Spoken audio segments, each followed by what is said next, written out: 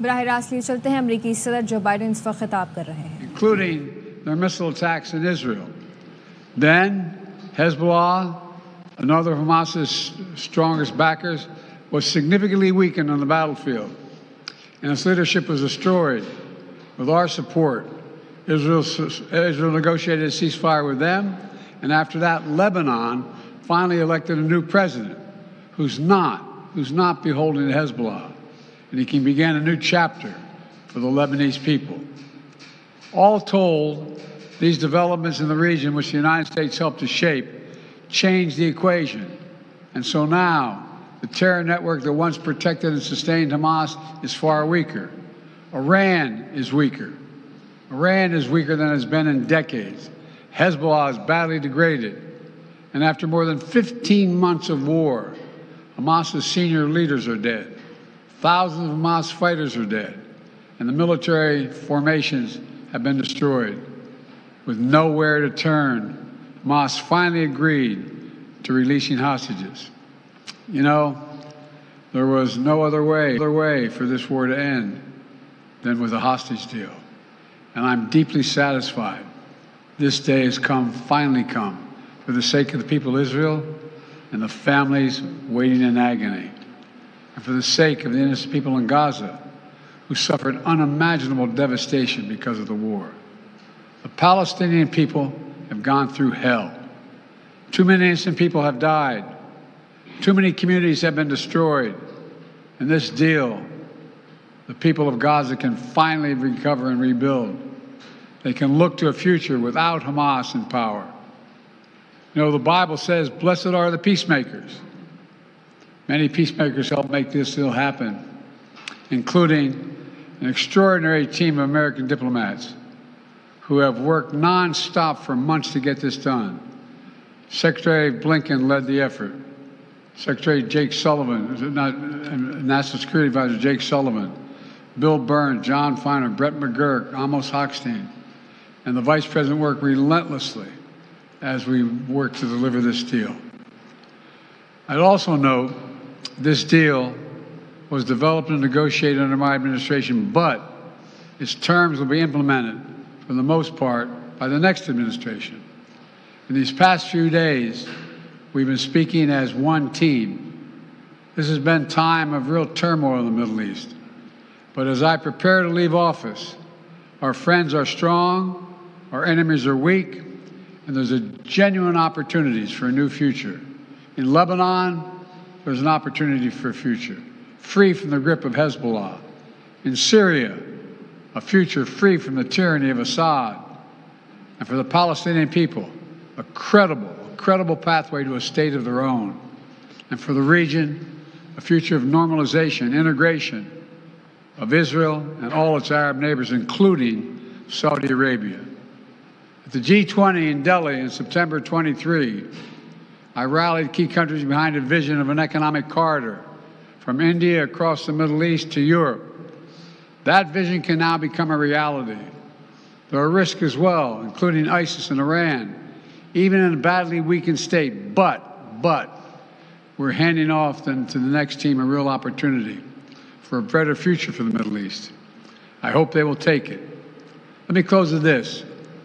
My friend for years in the United States Senate, former Senator George Mitchell, who did so much to forge peace in Northern Ireland, once said about diplomacy, he said, it is a 700 days of failure and 1 day of success.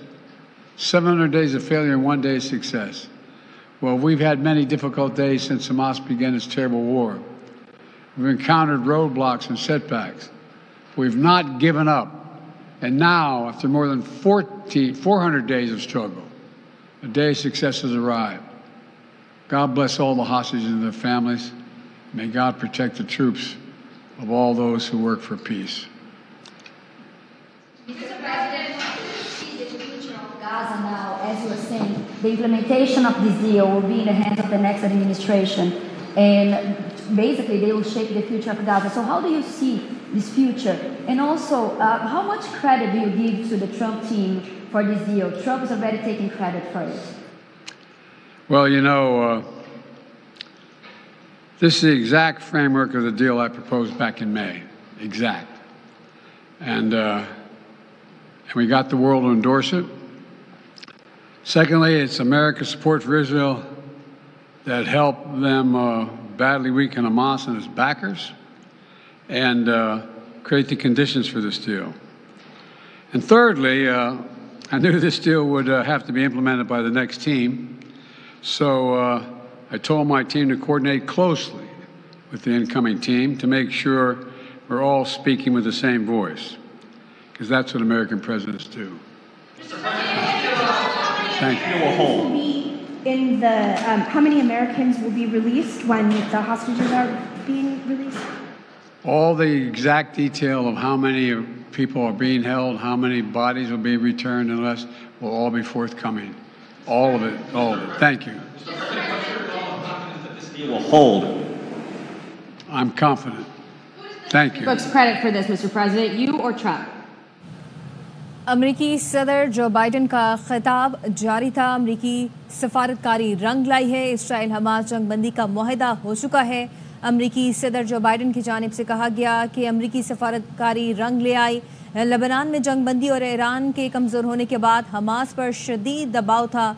बदली हुई इलाक़ाई सूरत-ए-हाल के पेश नज़र Hamas को जंग बंदी के लिए मजबूर किया गया। मई में पेश किए गए जंग बंदी मंसूबे को दुरुस्त शक्ल में आगे बढ़ाया है। लेबनान में जंग बंदी और ईरान के कमज़ोर होने के बाद हमास पर शदीद दबाव था। नौमुंतखब अमरीकी सदर डोनाल्ड ट्रंप ने खबरदार किया था कि हमास इसराइली कैदी फौरी रिहा करे वरना नताइज भुगतना होंगे। डोनाल्ड ट्रंप ने कहा था कि ओवल ऑफिस में आते ही इसराइली कैदियों की रिहाई यकीनी बनाएंगे और अब गजा जंग बंदी और कैदियों की रिहाई पर इत्तेफाक हो गया है तो सबकदोश होने वाले अमरीकी सदर जो बाइडन खुद क्रेडिट ले रहे हैं। इस पर बात करेंगे। हमारे साथ मौजूद है bureau chief Washington Jahanzeb Ali. Jahanzeb बताएगा क्या कहेंगे इस पे आप?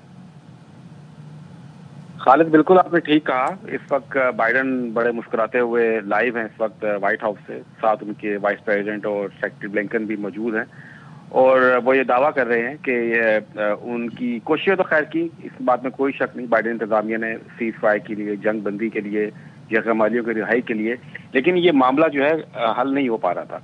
और जिस दिन ट्रंप ने ये कहा था कि जब वो व्हाइट हाउस आएंगे और यरगमाली तब तक रिहा नहीं हुए तो वो मिडल ईस्ट को जहन्नुम बना देंगे, और आपको पता है कि जब वो ये कहते हैं और वो करके भी दिखाएंगे, और उनका ये बयान जो है बड़ा खौफजदा कर दिया था इस बयान ने हमास को, और हमास को बड़े अच्छे तरीके से मालूम था इस बात का कि अगर इन्होंने ये डील ना की तो बाकायदा तौर पर जो है ट्रंप जो है अमरीकी फौजी भेज देंगे वहाँ पर उन यरगमालियों को रिहा कराने के लिए।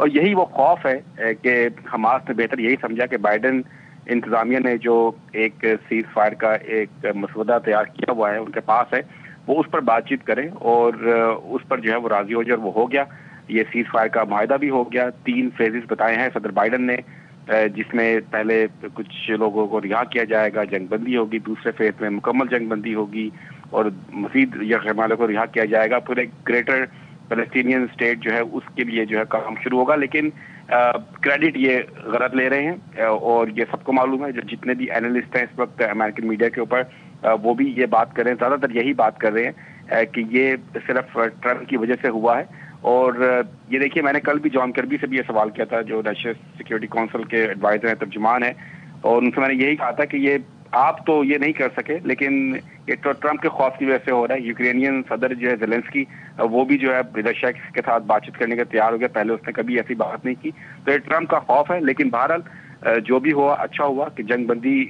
हो गई है और कम अज़ कम जो है वहाँ पर थोड़ा बहुत सुकून होगा। हज़ारों बेगुनाह लोग वहाँ पर मारे गए हैं और पहले फेज के अंदर जो है अभी आरजी जंग बंदी हुई है और तकरीबन तादाद जो बताई जा रही है यरगमाली जो रिहा किया जा रहा है उसमें ज़्यादातर बूढ़े और बच्चे और औरतें हैं जो यरगमालियों को रिहा किया जा रहा है। कुछ यरगमाली जो है अगवा किए लोग वो अभी तक हमास की कैद में रहेंगे पहले फेज से दूसरे फेज तक मुंतकिल होने के लिए।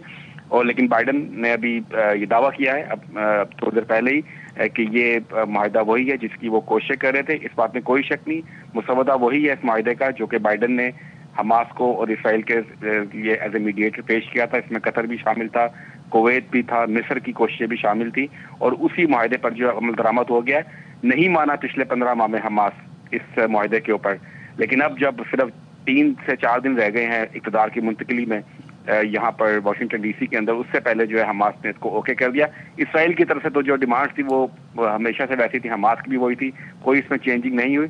لیکن اس کا صحرا، اس بات پہ کوئی شک نہیں، ڈونلڈ ٹرمپ کو جاتا ہے. نو متحدہ صدر ڈونلڈ ٹرمپ کے جو ایک تھریٹننگ سٹیٹمنٹس تھیں کہ اگر ان کے اقتدار میں آنے تک حماس نے ان یرغمالیوں کو رہا نہ کیا اور کوئی معاہدہ نہ کیا اسرائیل سے، تو وہ اس کو جہنم بنا دیں گے. اور میرے خیال سے یہی وہی الفاظ تھے جس نے حماس کو اس بات پہ مجبور کیا کہ وہ فوری طور پر یہ ڈیل کرنے، ورنہ بہت دیر ہو جائے گی. تو جاذب، غزہ جنگ بندی معاہدہ وسیع سفارتی کوشش کی بات ہو تو کیا ہے؟ اب آپ کو لگتا ہے کہ اس سے پہلے بھی ہم نے دیکھا اقوام متحدہ میں قراردادیں پاس ہوئیں، یقینی بنایا جائے گا اسرائیل کی جانب سے کہ وہ مزید حملے نہ کرے اور مزید قتل و غارت گری نہ کرے، تو امریکہ اس میں کردار ادا کرے گا؟ دیکھیے خالد، صرف 4 دن رہ گئے اقتدار کی منتقلی کے اندر.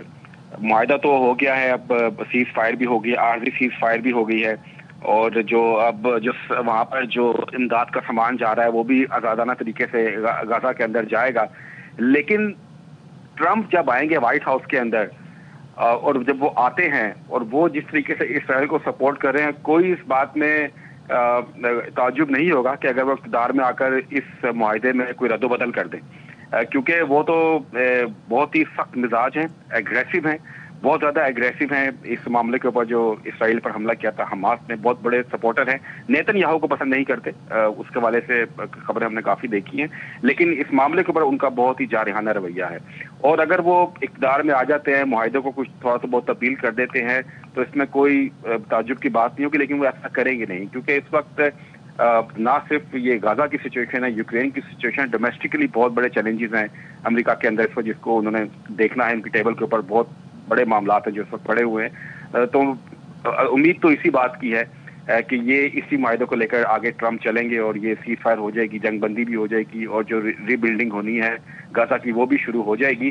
لیکن جیسا آپ کو میں نے کہا کہ تعجب نہیں کہ ٹرمپ جو ہے اس معاہدے میں کوئی تبدیلی کر دیں اور مزید کوئی سختیاں عائد کر دیں، کیونکہ دیکھیے ری بلڈنگ کے لیے غزہ کے لیے بلینز آف ڈالر درکار ہیں، اربوں ڈالر درکار ہیں. ٹرمپ تو کسی کو ایک پائی دینے کے لیے تیار نہیں. وہ تو کہتے ہیں میں اقوام متحدہ کو بھی پیسے نہیں دوں گا، وہ تو کہتے ہیں میں یورپین یونین کو بھی پیسے نہیں دوں گا، میں یہ سارا پیسہ جو ہے امریکی عوام پہ خرچ کروں گا. دیکھیے جو کیلیفورنیا میں آگ لگی ہوئی ہے، اس کے نقصان پورا کرنے کے لیے امریکہ کو $6 ارب چاہیے.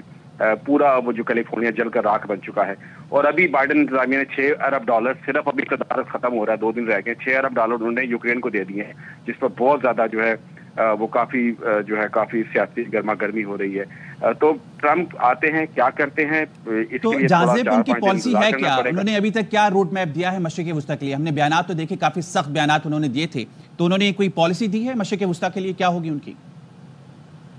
دیکھیے جو مشرق وسطیٰ کے لیے ٹرمپ نے نئے جو سفیر نامزد کیے ہیں وہ اس وقت اسرائیل میں موجود ہیں، اور یہ اقتدار کی منتقلی سے پہلے ہی جو ٹرمپ کے جو خصوصی مشیر خصوصی سفیر ہیں مشرق وسطیٰ کے لیے، وہ وہاں پہ اس وقت موجود ہیں، اور وہ بڑا سخت میسیج لے کر گئے تھے. اور جو حماس کے ساتھ جو نیگوسیشنز ہو رہی ہیں، جو مذاکرات ہو رہے تھے، اس میں بھی جو ٹرمپ کے خصوصی مشیر جو انہوں نے نامزد کیے ہیں وہ بھی اس میں شامل تھے. اور پالیسی ٹرمپ کی یہی ہے کہ یرغمالیوں کو رہا کیا جائے، دہشت گردی بند کی جائے. جو اس کو کہتے ہیں حماس کو جو بھی وہ کر رہا ہے اس کو دہشت گردی یہاں پہ کہا جاتا ہے، کہ وہ دہشت گردی ختم کی جائے اور تمام یرغمالیوں کو فوری طور پر رہا کیا جائے. یہی پالیسی لے کر ٹرمپ ابھی وائٹ ہاؤس میں آ رہے ہیں. باقی ری بلڈنگ کیا کرنی ہے، کیسے کرنا ہے، اس کو دیکھیں. عرب ممالک کے جتنے بھی لیڈرز ہیں وہ ٹرمپ کے بھی بہت قریبی دوست ہیں، اور ٹرمپ جب انتخابات جیتے تھے اس کے بعد عرب ممالک کے جتنے بھی امیر ہیں اور جو سربراہ ہیں ان سب نے ٹرمپ سے بات کی ہے. ایم بی ایس جو ہے محمد بن سلطان سعودی عرب کے جو ہیں، انہوں نے بھی ٹرمپ سے بات چیت کی، اور یہ ان کا بہت اچھا ریلیشن شپ ہے. تو میرا بھی خیال کہ جب ری بلڈنگ کا پروسیس شروع ہوگا غزہ کی، اس کے لیے جو امداد چاہیے ہوگی، کیونکہ صرف امریکہ نہیں، اس میں پھر عرب کنٹریز ہیں وہ بھی اس میں اپنا حصہ ڈالیں گی ری بلڈنگ کے لیے غزہ کی. لیکن اب وہ جو روڈ میپ دیا گیا ہے کہ وہاں سے کیونکہ اسرائیل اس بات پر راضی نہیں ہے کہ جو غزہ کی جو علاقہ ہے وہاں پر جو دوبارہ سے جو ہے حماس کے کنٹرول میں دے دیا جائے. پیلسٹینین اتھارٹی جو ہے اس کو یہ اس بات کا رائٹ کیا جائے گا، اور اس میں جتنے بھی لوگ ہوں گے جو غزہ کے جو سنبھالیں گے پیلسٹینین اتھارٹی کے لوگ، ان کی ویٹنگ کی جائے گی کہ کہیں ان کا حماس یا حزب اللہ یا کسی اور ایسی शिद्दत पसंद तंजीम से कोई ताल्लुक तो नहीं है। इस वेटिंग के प्रोसेस में आइंदा से 2 से 3-4 साल भी लग सकते हैं, क्योंकि ये आसान नहीं है। और जिस तरह का जो रोड मैप दिया गया है बाइडेन इंतजामिया ने, जब भी बताई है बातचीत, इसमें अगले जो ट्रंप एडमिनिस्ट्रेशन हो उसमें तब्दीलियां भी आ सकती हैं। आसान नहीं है, मुश्किल होगा इस सारे रोड मैप के ऊपर अमल करना, लेकिन कम से कम ये एक अच्छी खबर है कि कम से कम वहाँ पर कुछ सुकून हुआ है, सीज फायर हुआ है, कुछ रकमाली रिहा हो रहे हैं। लेकिन ट्रंप काफ़ी सख्त मिजाज और सख्त पॉलिसी लेकर आएंगे मिडल ईस्ट के हवाले से। हमारे साथ मौजूद हैं ब्यूरो चीफ वाशिंगटन जहाजेब, और अहम खबर से मुतालिक आपको आगाह करें। गजा जंग बंदी मुआहदे पर इतफाक हो गया। कतर, मिस्र और अमरीका की सालिसी में जंग बंदी मुआहदे पर इतफाक किया गया। गजा में जंग बंदी इतवार से शुरू होगी। कतरी वज़ीर-ए-आज़म शेख मोहम्मद बिन अब्दुर्रहमान अल सानी ने कहा है गजा में जंग बंदी इतवार 19 जनवरी से नाफिज़ अमल होगी। गजा जंग बंदी मुआहदे पर इतफाक हो गया। कतर, मिस्र और अमरीका की सालिसी में जंग बंदी मुआहदे पर इतफाक किया गया है। मुआहदे पर अमल दरामद के लिए इसराइल हमास के साथ बातचीत जारी है। गजा में जंग इतवार 19 जनवरी से नाफिज़ अमल होगी। गजा जंग बंदी मुआहदे पर इतफाक अहम किरदार अदा किया है कतर, मिस्र और अमरीका ने। इनकी सालिसी में जंग बंदी मुआहदे पर इतफाक किया गया है। मुआहदे पर अमल दरामद के लिए इसराइल हमास के साथ बातचीत जारी रखेगा। अब सालिसों और आलमी बरादरी को देर पाम के लिए काम करना है, ये कहना था कतरी वज़ीर-ए-आज़म का। कतर, मिस्र मुआहदे पर अमल दरामद को यकीनी बनाने के लिए काम करेंगे। हमास ने पहले मरहले में 33 कैदियों की रिहाई पर रजामंदी जाहिर की है। मुआहदे का पहला मरहला 42 दिन तक जारी रहेगा, ये कहना है कतरी वज़ीर-ए-आज़म का। अमेरिकी सदर जो बाइडेन ने भी गुफ्तगू की। उन्होंने कहा अमेरिकी सिफारतकारी रंग लाई है। इसराइल हमास जंग बंदी मुआहदा हो गया है। लबनान में जंग बंदी और ईरान के कमजोर होने के बाद हमास पर दबाव शदीद था। बदली हुई इलाकाई सूरत हाल के पेश नजर हमास को जंग बंदी के लिए मजबूर किया गया। मई में पेश किए गए जंग बंदी मंसूबे को दुरुस्त शक्ल में आगे बढ़ाया। मुआहदे का पहला मरहला 6 हफ्ते तक जारी रहेगा। मुआहदे में मुकम्मल जंग बंदी, इसराइली फौज की वापसी शामिल है। पहले मरहले में फलस्तीनी अपने घरों को वापस जा सकते हैं। गजा में इमदादी सामान पहुंचाया जाएगा। अगले 6 हफ्ते के दौरान इसराइल दूसरे मरहले तक पहुंचने के लिए मुज़ाकरात करेगा। जो बाइडेन क्रेडिट लेने लगे हैं, कतर ने मदद करने पर ट्रंप के एलची का शुक्रिया भी अदा किया। कतरी वज़ीर-ए-आज़म ने कहा कि मुज़ाकरात में मदद करने पर ट्रंप के एलची का शुक्रिया अदा करते हैं। मजीद कहा कि ट्रंप के मशरिक़ वस्ता के एलची स्टीवर्ट कोफ का शुक्रिया अदा करते हैं। मुज़ाकरात में मदद करने पर तमाम शराकतदारों का शुक्रिया भी अदा करते हैं। इसी बात करेंगे ब्यूरो चीफ जहाजेब अली हमारे साथ मौजूद हैं। जहाजेब, कतर ने शुक्रिया अदा किया है ट्रंप के एलची का। जो क्रेडिट ले रहे थे बाइडेन, वो तो अब दम तोड़ गया। अब तो ये सारा क्रेडिट तो ट्रंप को जाता है। खालिद, बिल्कुल जैसा भी हम बातचीत कर रहे थे कि ये ट्रंप एक बड़ा फैक्टर है जो भी कुछ इस वक्त हम गाजा की सिचुएशन के ऊपर देख रहे हैं। और जैसा कि आपको मैंने बताया अभी कुछ देर पहले कि अब इक़्तिदार की मुंतकिली नहीं हुई, लेकिन ट्रंप के जो खुसूसी एलची हैं, जो खुसूसी सफीर हैं मिडल ईस्ट के लिए, वो इन नेगोशिएशंस में शामिल थे और अरब ममालिक भी ज़ाहिर बात है इसमें शामिल थे। और ये ट्रंप का ही एक खौफ है जो हमास जो है इस डील को जो है उस पर अमल करने पर राजी हो गया, क्योंकि यही डील हमास के सामने गुज़िश्ता 10 माह से पड़ी हुई थी। कोई ऐसी बात नहीं है कि अभी इसका मुसवदा तैयार हुआ है और अभी कोई जल्दी में सारी चीजें जो है हमास को भेजी गई हैं। ये सब चीजें तो उनके पास कई महीनों से मौजूद थी, लेकिन उस पर वो राजी नहीं हो रहे थे। तो ये इक़्तिदार की मुंतकिली से 2 दिन पहले हमास कैसे राजी हो गया, ये वही वजह है जो ट्रंप के खुसूसी सफीर जो इस नेगोशिएशन में शामिल थे और ट्रंप के जो बयानात कि अगर यरगन वालों का रिहा ना किया गया तो मिडल ईस्ट को जहन्नुम बना देंगे, यही वो बयानात हैं जिस पर जो है हमास ने को घुटने टेक में मजबूर किया, क्योंकि हमास को इस बात का बड़े अच्छे तरीके से अंदाजा है। और हमास के लीडर्स जो कि इस मुज़ाकरात में शामिल थे, उनको अरब कंट्रीज जो कि इन मुज़ाकराती अमल का हिस्सा हैं, इसमें कुवैत है, मिस्र है, इजिप्ट है, उन सब ने हमास को इस चीज़ का बाव कराया था कि अगर ये अभी मुज़ाकरात ना हुए तो इक़्तिदार में आने के बाद ट्रंप जो है वो कुछ भी कर सकते हैं। और जो वो बयानात देते हैं, हमने देखा है माजी में जब वो सदर थे, वो सब कुछ कर देते हैं। तो उसको हमास को अंदाजा था कि अगर ट्रंप के इक़्तिदार में आने से पहले इन्होंने कोई माहिदा ना किया तो उनके लिए मजीद मुसीबत खड़ी हो सकती है, जिसमें मजीद मासूम जानों का ज़िया हो सकता है। तो बड़ी अक्लमंदी का मुजाहरा किया है हमास ने कि वो इस डील पर जो है वो रजामंद हो गए। और 3 फेजेस हैं इस डील के, जैसा कि अभी बाइडेन ने भी कुछ देर पहले आके खिताब किया है इस हवाले से।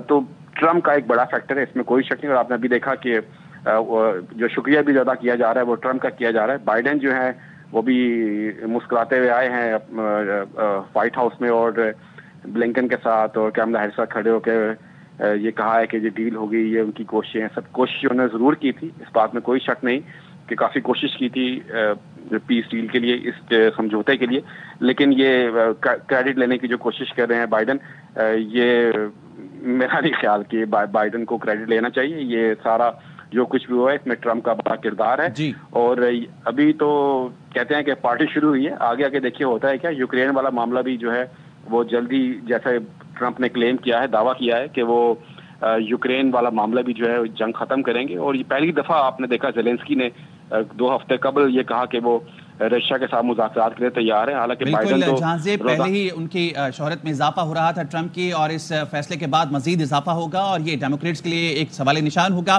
بہت شکریہ، ہمارے ساتھ موجود تھے بیورو چیف واشنگٹن جہاں زیب علی.